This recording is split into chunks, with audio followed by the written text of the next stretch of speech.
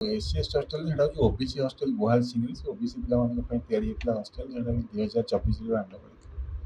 ସେ ହଷ୍ଟେଲ କିଛି ଆମ୍ୟୁନିଟିସ୍ କିଣା ହେଇଥିଲା 60-70 ଲକ୍ଷ ଭିତରେ ହେବ ସେ ଆମ୍ୟୁନିଟିସ୍। ଯେହେତୁ 2.5 ଲକ୍ଷ ଟଙ୍କାରେ ଆମେ ଆଶା କରୁଛୁ 2.5 ଲକ୍ଷ ଟଙ୍କା ଜିନିଷ ଆମେ ଏଫଆଇଆର ଦିଆଯାଇଛି 2.5 ଲକ୍ଷ ଟଙ୍କା ଜିନିଷ ସବୁ ଦିଆଯାଇଛି ବୋଲି ଆମେ କରୁଛୁ। ପ୍ରିଲିମିନାରୀ ଆସେସମେଣ୍ଟ ଆମର ରହିଛି। ତାପରେ ଆମେ ଦେଖୁଛୁ ଆଉ କ'ଣ କ'ଣ ଯାଇଛି ଜିନିଷ ଯାଇଛି ଦେଖୁଛୁ ତାପରେ ଜିନିଷ ବୋଧେ ଥିଲା ହଣ୍ଡା ଆଉ ସେ କ'ଣ ଡାଇନିଂ ଚେୟାର ଟେବୁଲ ଚେୟାର ଏବଂ ସିସିଟିଭି କ'ଣ ଭାଙ୍ଗିଛନ୍ତି ଆଉ ଗୋଟେ ଏଲଇଡି କ'ଣ ନେଇଛନ୍ତି ଏମିତି କେତେ ଜିନିଷ ନେଇଛନ୍ତି। ଦାୟିତ୍ୱରେ ସେଥିରେ ଆମର ଥିଲେ ଆମର ୱାଚମ୍ୟାନ୍ ଗ୍ରୁପ୍ 5ର ଯେଉଁ ୱାଚମ୍ୟାନ୍ ସିକ୍ୟୁରିଟି ବାଲା ଥିଲେ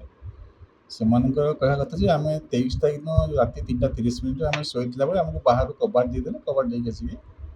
ଆମଠୁ ଜିନିଷ ସବୁ ନେଇଗଲେ ସେ ଯେଉଁ ଭିତରକୁ ପଶିକି ନେଇଗଲେ ଗାର୍ଲସ ହଷ୍ଟେଲ ଜିନିଷ ଥିଲା। କୋଶ୍ଚିନ୍ ହେଉଛି ଯେ ତମେ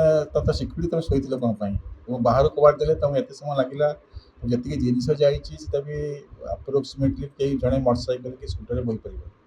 ନିହାତି ଗାଡ଼ି ଗୋଟେ ଦରକାର ତାକୁ ନେବା ପାଇଁ ଛୋଟ ଗାଡ଼ି ନିହାତି ସେ ଅପରେସନଟା ମାନେ 45 ମିନିଟ୍ ଘଣ୍ଟାର ଅପରେସନ ସେଇ ସମୟ ଭିତରେ ଚାହିଁଥିଲେ ବହୁତ କିଛି କରିହେଇଥାନ୍ତେ ସେମାନେ କରିପାରିଥାନ୍ତେ। ସେମାନେ ଆମେ ଆକୁ ତାକୁ ଫୋନ୍ କଲୁ 100 ୱାର୍ଡ଼କୁ ଫୋନ୍ କଲୁ 100 ୱାର୍ଡ଼ ଆମକୁ ଆସିକି ଲାଷ୍ଟରେ 45 ମିନିଟ୍ ପରେ ଉଦ୍ଧାର କଲା। ଆଉ କିଛି କରିପାରିଥାନ୍ତେ କି ପିଲାମାନେ ନାହାନ୍ତି ମାନେ ପିଲାମାନେ ଏପର୍ଯ୍ୟନ୍ତ ରହିନାହାନ୍ତି ମାନେ ବହୁତ ଏଫର୍ଟ ନିଆଯାଇଛି ପିଲାମାନଙ୍କୁ ରଖିବା ପାଇଁ କିନ୍ତୁ ପିଲାମାନେ ରହୁନାହାନ୍ତି ସେଠି ଆମେ ଦିଦିଥର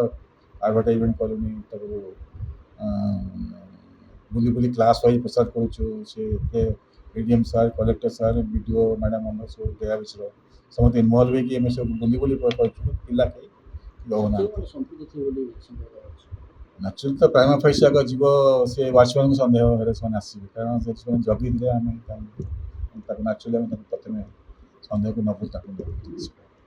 ତାପରେ ଯାହା ଏଫଆଇଆର ପରେ ହେବ ଏଫଆଇଆର ମ୍ୟାଡ଼ାମ୍ କିଛି ରିପୋର୍ଟ ଦେଇନାହାନ୍ତି ସଦର ଥାନା ଯେଉଁ ଏଫଆଇଆର ଦିଆହେଇଥିଲା ରିପୋର୍ଟ ଆସିଲେ କ'ଣ କଲପ୍ରିଟ୍ କିଏ କ'ଣ